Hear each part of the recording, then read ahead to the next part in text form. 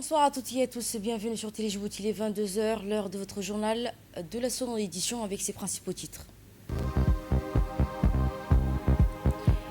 Le chef de l'État a reçu l'ambassadeur des Affaires étrangères mauritanien au Palais de la République. Et en nouvelle du monde, l'OMI lance l'évacuation de plus de 11 000 marins. Bonsoir à toutes et à tous. Merci de nous avoir rejoints pour votre édition de la soirée. Le chef de l'État, son Excellence Ismaël Omar Guelleh, a reçu en ce jour au Palais de la République, le ministre mauritanien des Affaires étrangères, de la coopération des Mauritaniens de l'extérieur, M. Mohamed Salman Merzoug. Porteur d'un message écrit de son Excellence, M. Mohamed Ould Cheikh, président de la République islamique de la Mauritanie, transmis au chef de l'État djiboutien. Ce message porte principalement sur les moyens de consolider davantage les liens d'amitié et de coopération entre Djibouti et la Mauritanie, ainsi que les perspectives de renforcement des partenariats dans plusieurs domaines d'intérêt commun.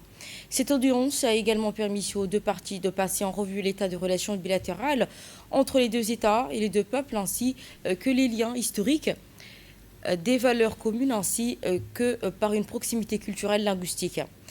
Les échanges ont également porté sur plusieurs secteurs d'intérêt commun, notamment le partage d'expériences et d'expertise ainsi que les opportunités à renforcer une coopération dans les domaines répondant aux priorités communes des deux nations. Et cette rencontre qui s'inscrit dans une dynamique de consolidation des relations fraternelles, de coopération qui unissent la République Djibouti et la République islamique de la Mauritanie. Le ministre des Affaires étrangères mauritanien, accompagné d'importantes délégations de la Mauritanie, du côté djiboutien, ont pris part à cette audience avec le ministre des Affaires étrangères, porte-parole du gouvernement, Abdelkader Hussein Omar, ainsi que la conseillère diplomatique du chef de l'État. Sur ce, écoutons les tenants et aboutissants de cette rencontre de la part du ministre mauritanien des Affaires étrangères. Nous avons eu l'honneur et le privilège d'être reçus par son Excellence le président Ismaël Omar Guelleh, président de la République de Djibouti, à qui nous avons d'abord transmis les salutations, félicité aussi à l'occasion des festivités le 27 juin prochain de l'indépendance de ce pays qui est cher à notre.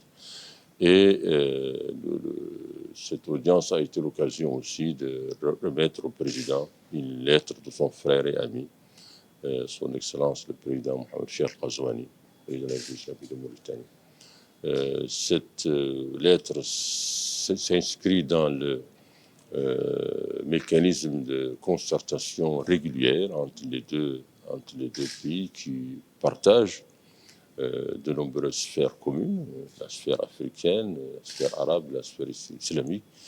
Et aujourd'hui, on a beaucoup évoqué tout ce qui se passe au niveau international, et nous avons en particulier pensé que l'organisation de la coopération islamique est un cadre important pour la communauté qui lui permette à la fois de renforcer sa solidarité, de renforcer la coopération entre ces différents États membres et de porter une voix aussi forte dans un contexte international qui est une profonde transformation. Et nous avons en retour reçu aussi les orientations et les conseils du président dans le travail commun que nous faisons sur le plan diplomatique. Et le président nous a confirmé le soutien et la solidarité de la République Djibouti à la Mauritanie, et il nous a aussi chargé de transmettre ses remerciements et ses fraternelles salutations à son frère et ami Mohamed Cheikh Ghazouani, président de la République de Mauritanie. Voici à présent les appréciations du ministre des Affaires étrangères et porte-parole du gouvernement djiboutien, Abdelkader Hussein Omar, pour ses appréciations et impressions lors de cette rencontre. Voici le docteur Mohamed Saleh Ould Merzoug, ministre des Affaires étrangères de la République islamique de Mauritanie, qui a été reçu en audience par le président de la République. Il était porteur d'un message du président de la République islamique de Mauritanie et nous avons eu l'occasion de nous entretenir sur les très bonnes relations, des très bons niveaux entre la République de Djibouti et la République serbe de Mauritanie. Nous avons eu l'occasion également de nous concerter sur la situation dans nos régions respectives et l'occasion a été aussi pour nous tous de pouvoir collaborer dans nos actions sur la scène internationale, que ce soit africaine, arabe et au niveau de l'organisation islamique également. Donc c'est encore une fois une très bonne occasion de rencontrer mon frère et ami Dr Merzoug. Et nous allons continuer à toujours se concerter, toujours être en coordination sur les décisions que nous allons entériner ou bien discuter au niveau de notre relation bilatérale, mais surtout sur la scène multilatérale également. Nous partons pour l'hémicycle pour l'Assemblée des présidents sous la présidence de Dileta Mohamed Dileta, président de l'Assemblée nationale. L'Assemblée nationale a poursuivi l'examen des dossiers inscrits dans son agenda législatif conformément au dispositif des articles 12 et 21 de son règlement intérieur. La conférence des présidents qui s'est réunie ce mercredi 24 juin 2026 sous la présidence de Dileta Mohamed Dileta, président de l'Assemblée nationale. Le gouvernement était représenté par Ali Hassan Bahdon, Premier ministre par intérim et ministre de la Justice et des Affaires pénitentiaires chargé des relations avec le Parlement. Cette réunion a également rassemblé les membres du bureau de l'Assemblée nationale, notamment les premiers et deuxièmes vice-présidents, ainsi que les présidents des commissions permanentes et rapporteurs général du budget.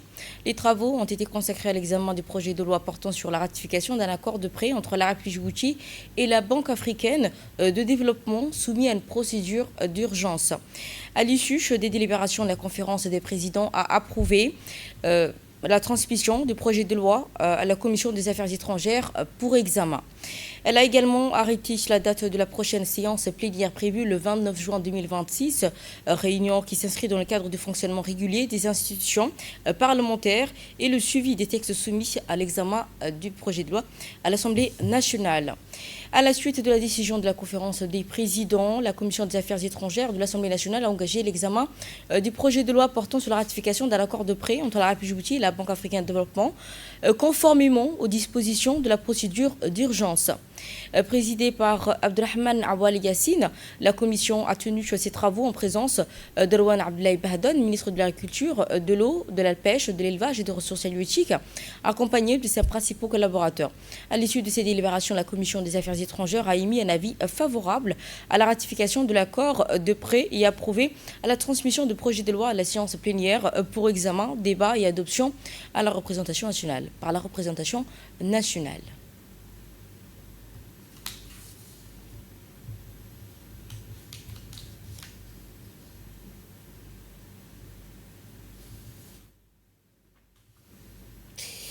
La Commission des finances, à présent l'économie générale du plan de l'Assemblée nationale, poursuit ses examens. Fort de ce nous en dit plus. Ce mercredi 24 juin 2026, la Commission des finances de l'économie générale du plan, présidée par l'honorable Charmake Moussa Arré, a poursuivi ses travaux avec l'examen du projet de loi numéro 217 de l'année 2026, 9e législature, portant approbation des comptes financiers de la Société internationale des hydrocarbures de Djibouti pour l'exercice de l'année 2023 et 2024. Le gouvernement était représenté par Dr Jama'a Mohamed Hassan, ministre de l'Énergie chargé des ressources naturelles, le président du conseil d'administration, du directeur général de l'agence comptable de la Société internationale des hydrocarbures. À l'issue de ces échanges, la Commission des finances, de l'économie générale et du plan a émis un avis favorable sur le projet de loi examiné et transmis pour la prochaine séance publique. Finances, à présent, poursuivons une mission en Chine. Le ministre de l'économie et des finances a également secrétaire général auprès du Parti pour Rassemblement populaire pour le progrès, poursuit ses rencontres de haut niveau consacrées au renforcement du partenariat stratégique entre la République populaire de Chine et Djibouti. Faire de spécial.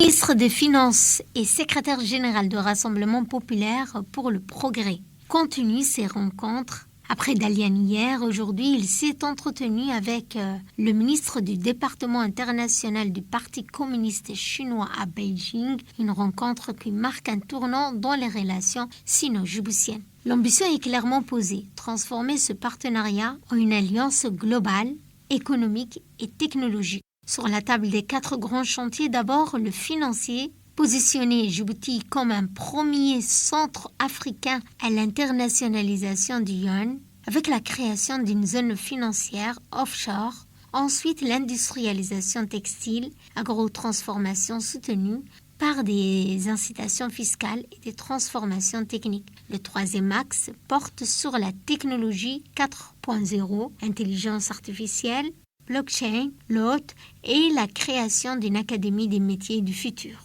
En partenariat avec les entreprises chinoises, enfin un accord de non-double imposition pour fluidifier les investissements des deux côtés. Les deux parties ont également convenu de renforcer leur coordination sécuritaire dans un contexte géopolitique régional sous tension. Djibouti réaffirme ainsi son positionnement de hub neutre. Pour concrétiser ses engagements, le RPP a proposé la mise en place d'une task force interinstitutionnelle, d'un conseil présidentiel Djibouti-Chine et d'un dialogue stratégique annuel entre les deux parties. Ce nouveau chapitre représente l'accomplissement de notre trajectoire nationale, a déclaré le secrétaire général en clôturant cette visite. Appartenant à l'histoire de la colonisation avant l'indépendance, le 25 août 1966, Djibouti fit entendre sa voix. Lors de la visite du général de Gaulle, des milliers de manifestants descendent dans les rues pour réclamer l'indépendance nationale. Entre slogans, banderoles et revendications populaires, la journée a été marquée par des fortes tensions et des affrontements qui restent gravés dans l'histoire de la lutte pour la souveraineté du pays. C'est le grand format de la soirée.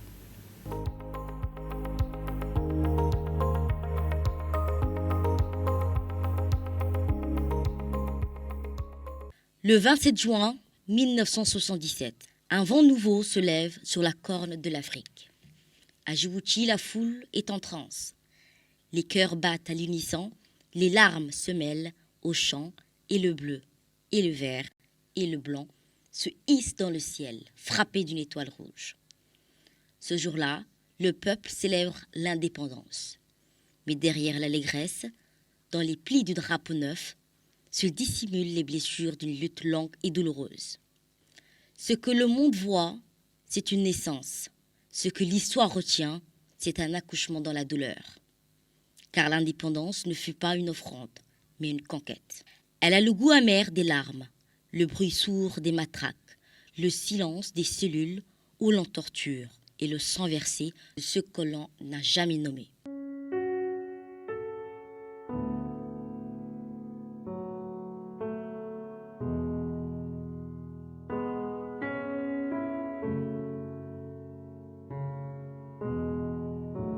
Dans les années 1960, la côte française des Somalies, future République de Djibouti, vit sous tension. Ce petit territoire coincé entre mer Rouge et les convoitises impériales attire toutes les attentions. À Paris, on redoute la fièvre du nationalisme. À Djibouti, on rêve de liberté. Ils sont professeurs, dockers, étudiants ou simples rêveurs. Ils écrivent des tracts, mènent des grèves, défient l'ordre établi. Leur arme, des slogans, des poings levés. Et cette fois inébranlable qu'un lendemain est possible. Mais leur idéal se heurte à la froideur coloniale. Chaque mot devient menace, chaque cortège un danger. Et l'ombre de la légion étrangère rôde à chaque coin de rue.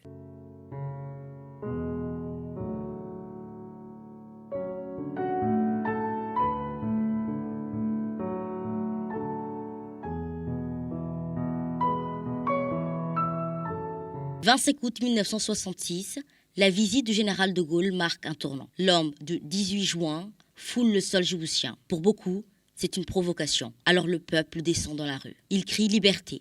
Il réclame l'indépendance. Mais en réponse, ce sont des fusils qui partent. Les cortèges sont brisés.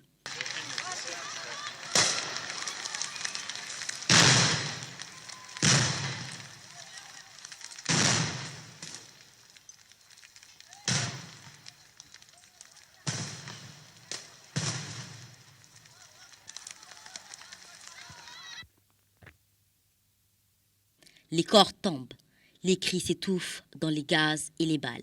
Des dizaines sont arrêtés, d'autres disparaissent.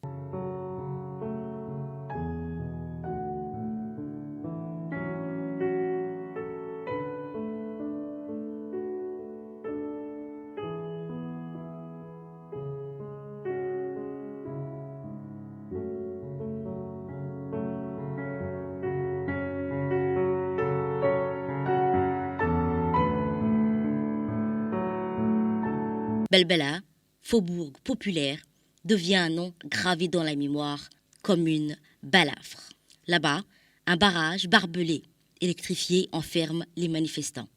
Certains périssent électrocutés, d'autres sous les balles. Ce drame, longtemps muré dans le silence, est aujourd'hui rappelé par un mémorial, une stèle modeste, mais où les Djiboutiens viennent chaque année déposer un peu de leur reconnaissance. Ils n'avaient ni micro, ni caméra, juste leur courage et leur conviction. Et pourtant, c'est sur leurs épaules que s'est élevée la République. Aujourd'hui encore, alors que les drapeaux flottent et que les cantiques de l'indépendance s'élèvent, leurs souvenirs nous interpellent. Ce passé n'est pas une relique, c'est un avertissement. Car la souveraineté, comme la liberté, ne se possède jamais tout à fait. Elle s'entretient, elle se défend, elle se mérite. Le 27 juin est une hymne, une promesse, une dette à celle de ceux qui, l'ombre des années 1960, ont osé dire non à ces âmes vaillantes qui n'avaient que leur voix, leurs rêves et parfois leur vie à offrir. C'est à nous, désormais, de veiller sur leur flamme, de ne pas laisser leur sacrifice s'éteindre dans l'oubli, car c'est sur leur silence que s'écrit notre liberté.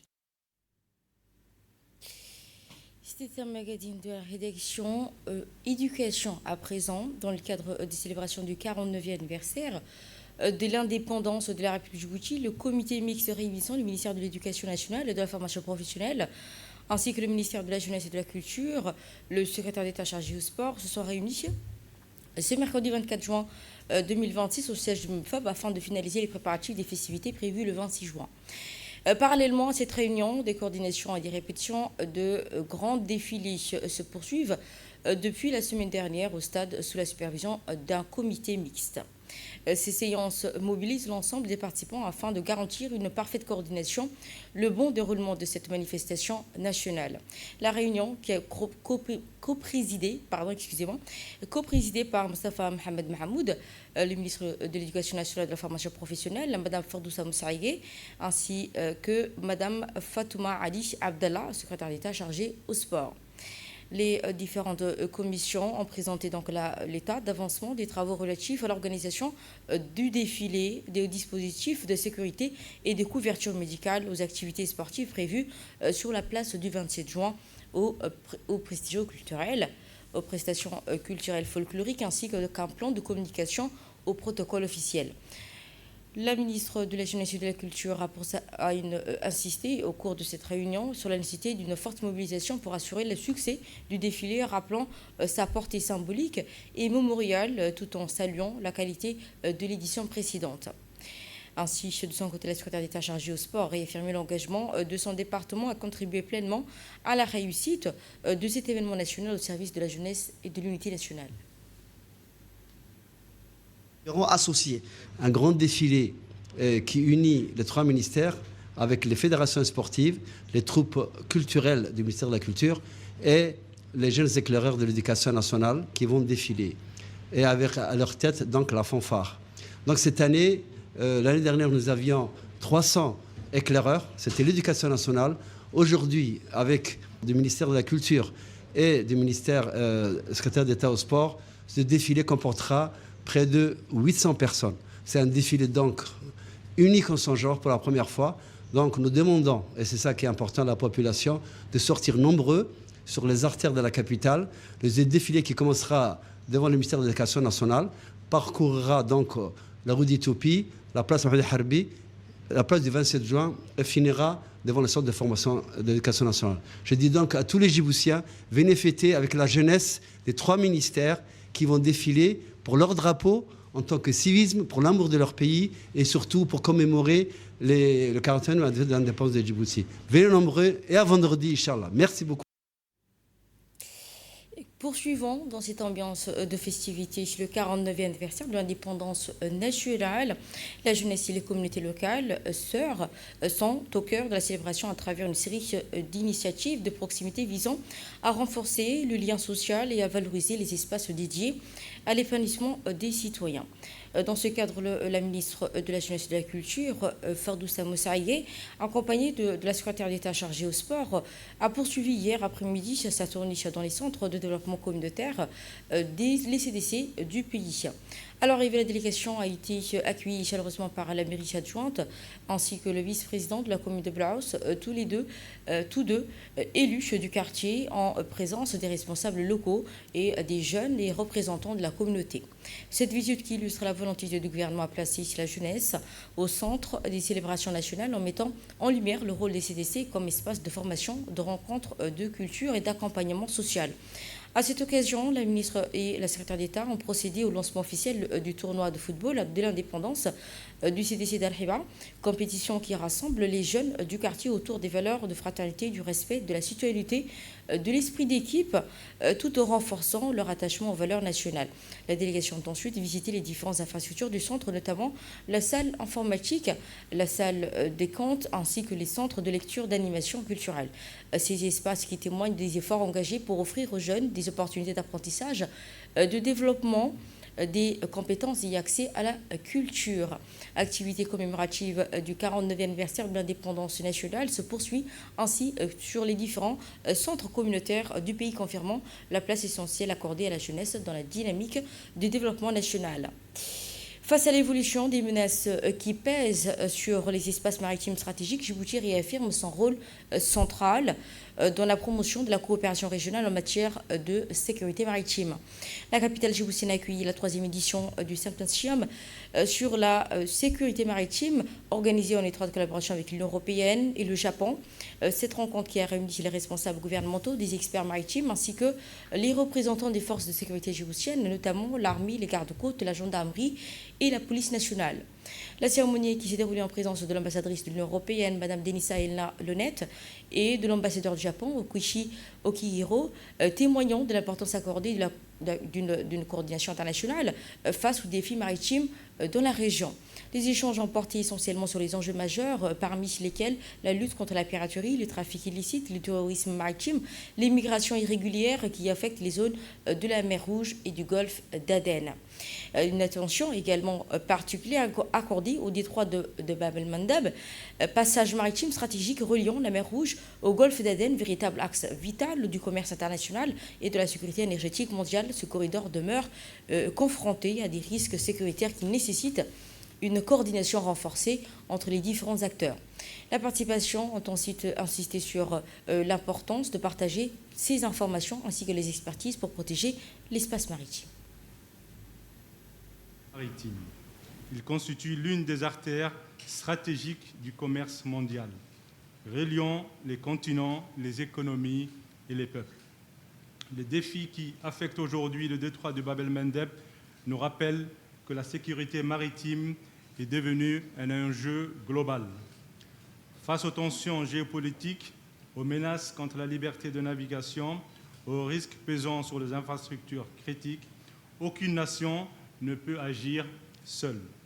La coopération, par sa position géographique exceptionnelle et par son engagement constant en faveur de la paix et du multilatéralisme, a toujours considéré cette responsabilité comme une vocation. Notre pays demeure un espace de dialogue, un partenaire engagé pour la stabilité régionale et internationale. Nous allons à présent suivre l'intervention de l'ambassadeur du Japon auprès de Djibouti, ensuite l'ambassadrice de l'Union européenne à Djibouti.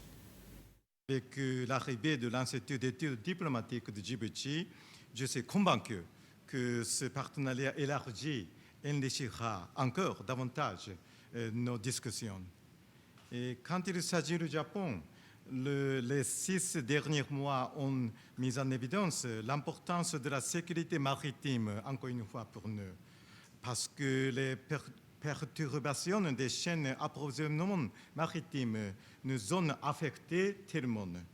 Donc, dans ce contexte, j'attends avec impatience les discussions aujourd'hui et demain, notamment sur l'évolution de la situation à mer Rouge et de défis liés à la garantie de voies maritimes sûres et résilience. Cette initiative est le témoignage d'un partenariat de la façon dont nous travaillons ensemble ici, dans le pays, dans laquelle nous travaillons dans la région, mais aussi la façon de mettre ensemble nos principes qui sont les mêmes pour nous aussi dans les forats internationaux.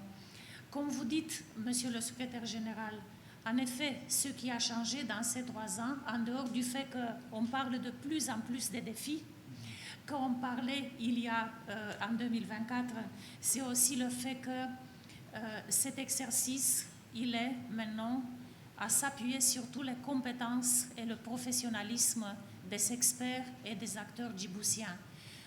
Sans prendre trop de temps, je pense à beaucoup d'entre vous qu'en 2024, j'étais dans une lounge d'un aéroport européen en train de finir ma mission dans le poste précédent et j'ai été très impressionnée de toute la présence étrangère des différents partenaires qui étaient là-bas. Mais aujourd'hui, je suis encore plus impressionnée et plus contente de la façon dont nous avons arrivé à rendre cet exercice avant tout un exercice qui s'appuie sur les compétences djiboutiennes. Écoutons à présent les propos du secrétaire général auprès du ministère des Affaires étrangères. Européenne et le Japon, 2 partenaires d'une importance fondamentale, 2 partenaires qui se distinguent par le caractère stratégique de leurs relations et de leur partenariat avec notre pays, avec qui nous travaillons en synergie pour le développement de la relation, mais également travailler en coopération sur un certain nombre de questions d'intérêt commun qui, aujourd'hui, se caractérisent par leur caractère vital pour la défense de nos intérêts communs, toujours sur la base et le fondement du droit international qui guide nos actions et nos entreprises. Cela étant dit, juste rappeler aussi les fondamentaux de notre politique étrangère qui a toujours œuvré à travailler dans un cadre du respect du multilatéralisme, du respect du droit international, qui garantit la relation entre les États pour se tourner complètement vers une coopération qui peut s'avérer à travers ce mécanisme-là comme étant une coopération fructueuse. Djibouti également attache une grande importance au respect de la souveraineté des États et de l'intégrité territoriale des États, et en particulier des États que l'on considère comme États côtiers de cette mer Rouge. C'est un principe fondamental pour tous ces États-là qui ont une responsabilité première dans la gestion de tout ce qui se passe dans cette zone maritime, qui est une zone maritime d'une importance capitale sur le point de vue commercial, mais pas seulement. Tout à l'heure, on en parlait avec l'ambassadrice. On discutait de l'aspect qui concerne tout ce qui est câble sous-marin, parce qu'on a tendance souvent à l'oublier. Il n'y a pas que l'aspect commercial, et il y a aussi cet aspect numérique, où Djibouti, effectivement, joue également un rôle important, puisque nous sommes le landing point de plusieurs câbles sous-marins.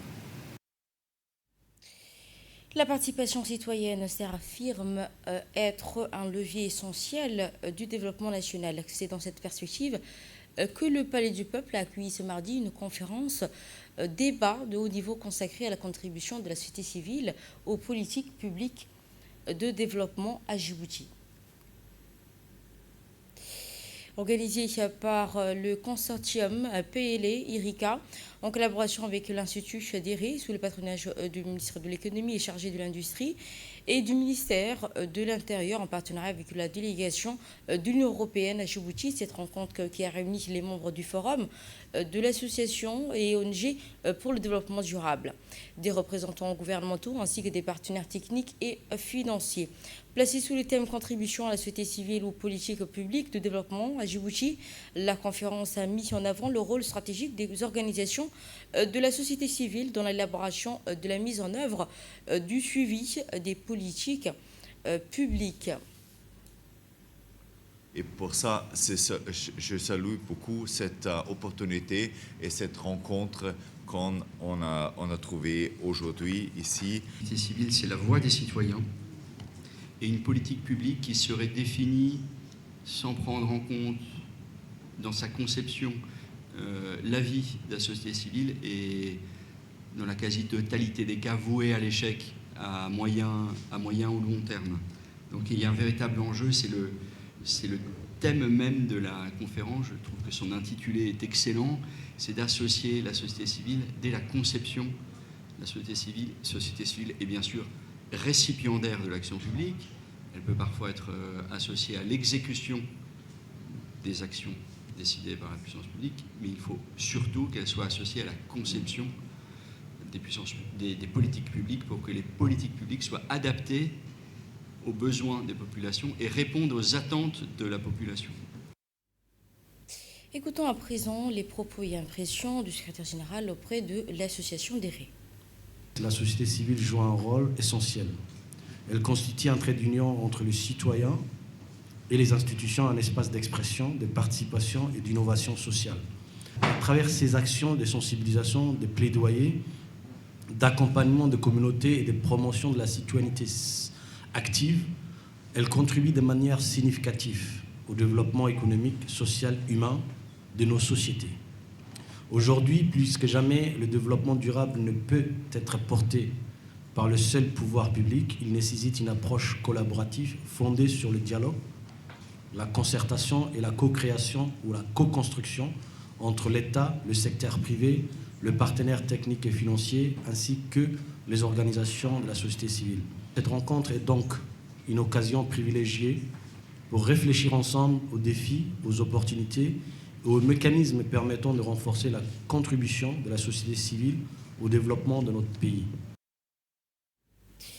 À l'issue des échanges et recommandations qui ont été formulées afin de renforcer la gouvernance et participative et de consolider le partenariat entre les institutions publiques et les organisations de la société civile ainsi que les partenaires internationaux. Écoutons à ce propos le secrétaire général Dini Abdelhamar. Le plaisir de voir autant de la société civile qui se réunissent pour discuter du rôle de la société civile. Le rôle de la société civile est très important parce qu'ils sont au niveau local. Par exemple, il y a quelques semaines, on discutait d'un projet qu'on était en train de préparer sur les inondations. Vous savez, une des conséquences des changements climatiques, c'est soit la sécheresse dans le milieu rural, soit les inondations dans les villes. Et la société civile doit être consciente de l'effort que le gouvernement a fait pour permettre à la population d'avoir accès à l'eau, d'avoir accès à l'alimentation en développant les périmètres agro-pastoraux, en favorisant le développement de l'élevage. Et d'ailleurs, le mode d'élevage doit changer parce qu'avant, on avait un élevage extensif qui était valable lorsque la pluviométrie était plus importante. Mais avec le changement climatique et la baisse de la pluviométrie, il faudra changer le mode d'élevage. Il vaut mieux avoir 10 chèvres bien nourries que d'avoir 200 chèvres qui gambadent toute la journée et qui restent maigres parce qu'elle a perdu toute l'énergie en marchant. Donc je disais, il faut que la société civile appuie aussi, sensibilise aussi la population sur l'effort que fait le gouvernement dans le domaine de l'eau, dans le domaine de l'agriculture, dans le domaine de la santé, dans le domaine de l'éducation. Mais le gouvernement a vraiment besoin de la société civile pour mettre en œuvre des projets aussi bien dans le milieu rural, dans le milieu urbain. Parlons climat à présent, dans le cadre du renforcement du climat, conférence organisée en collaboration avec l'Union européenne. L'édition de la conférence locale des jeunes sur le climat a été lancée officiellement mardi 23 juin à l'hôtel Aïla, réunissant près de 200 jeunes de Djibouti-Ville et des 5 régions de l'intérieur du pays.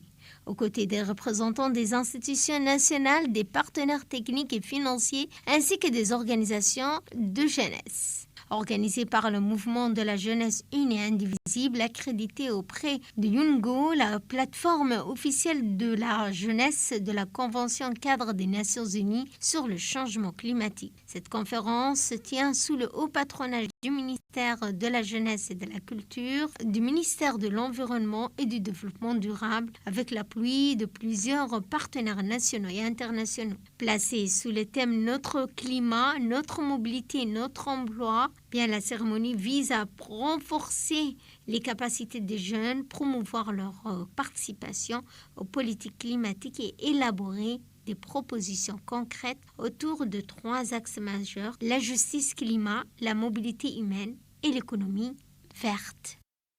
Pour nous, cette activité n'est pas seulement une conférence, c'est un espace de dialogue participatif, c'est une opportunité aussi de jeunes pour contribuer directement et de prévenir des conflits et des pressions sociales et promouvoir une gouvernance inclusive en Djibouti. Donc, pour ça aussi, j'invite toutes les participations de prendre la parole, d'exprimer les lacunes prioritaires des formes d'organisation de jeunesse, mais prenez aussi l'opportunité de parler avec les autorités présentes ici, parce que c'est seulement ensemble qu'on peut attaquer et trouver des solutions pérennes. Voici à présent les propos du président de l'association MJUI, M. Ahmed Mangoula. L'objectif de ces conférences est de mobiliser, former et structurer l'engagement éco-citoyen des 300 jeunes ici, venus ici de l'ensemble des régions du pays, autour des enjeux de justice climatique, de mobilité humaine et d'économie verte, tout en favorisant l'élaboration des recommandations portées par la jeunesse en vue d'influencer les processus nationaux, régionaux et internationaux de lutte contre les changements climatiques. Nous sommes 300 jeunes leaders, activistes climatiques, entrepreneurs verts et étudiants dans cette salle.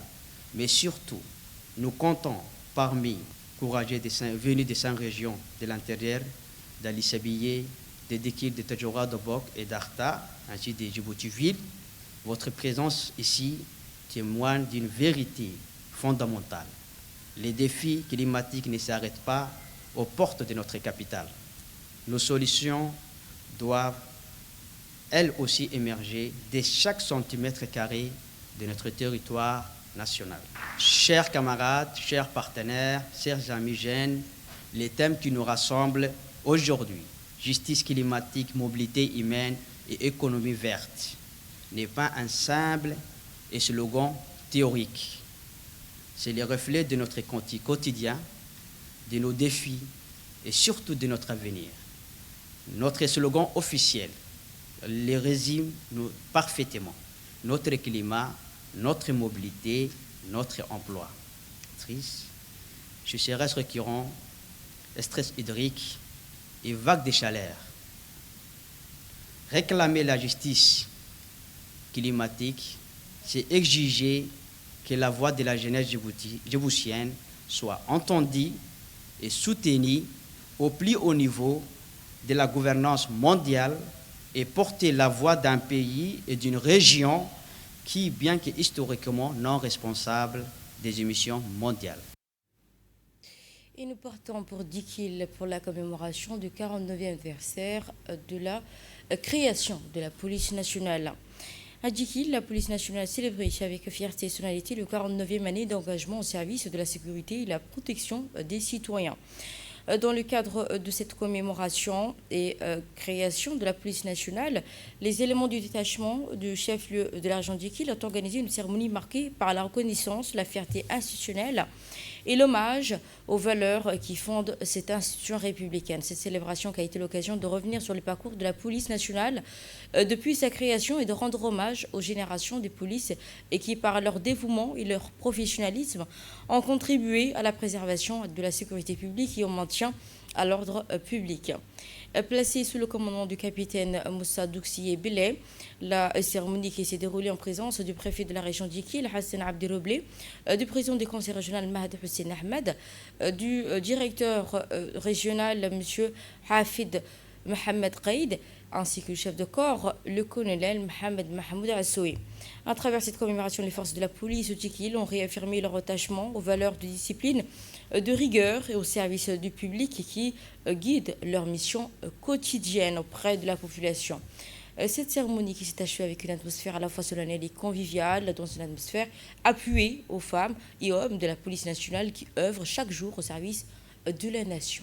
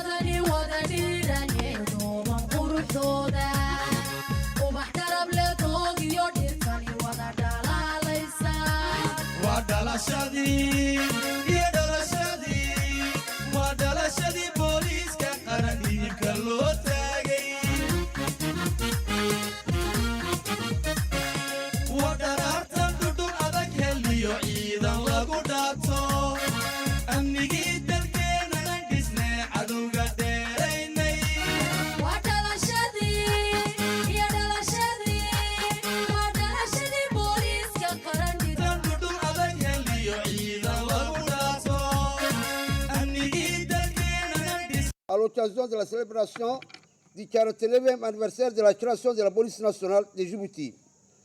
Avant de commencer mes propos, je voudrais tout d'abord renouveler mes félicitations à notre ministre de l'Intérieur pour sa nomination à la tête du ministère de l'Intérieur. La police exerce un métier difficile et ingrat. Les hommes et les femmes qui la composent exercent leur métier avec abnégation et dévouement depuis la création de cette institution. Officiers, sous-officiers et hommes d'Iran. Cette cérémonie nous offre l'opportunité de dresser le bilan des principales réalisations. Cette journée placée sous les signes de l'honneur et du devoir et de la reconnaissance a dit que la police nationale a marqué l'anniversaire par une salle d'activité alliant sonalité, hommage et proximité. Les festivités ont débuté par un défilé impressionnant des éléments de la police nationale devant la caserne alignée avec rigueur et discipline. La police a parcouru l'axe routier Langean, leur quartier général, offrant ainsi une démonstration de cohésion, de professionnalisme et d'attachement aux valeurs républicaines. Cette parade a été vivement saluée par les autorités présentes ainsi que les habitants venus nombreux témoigner leur soutien aux forces de sécurité de leur ville. Événement qui a été suivi par le dépôt de germes et hommages décernés aux hommes et femmes tombés pour la nation.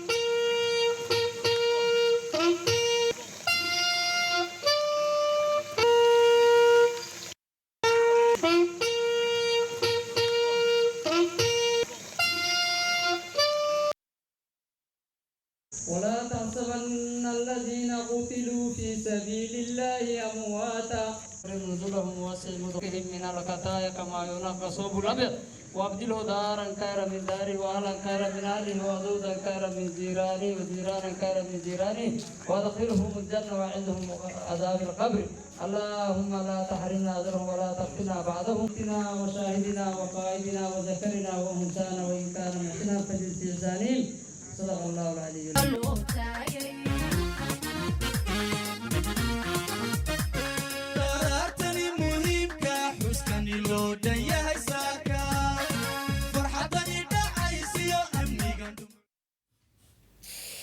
En nouvelle du monde, sécurité maritime, l'OMI prépare l'évacuation de plus de 11 000 marins bloqués.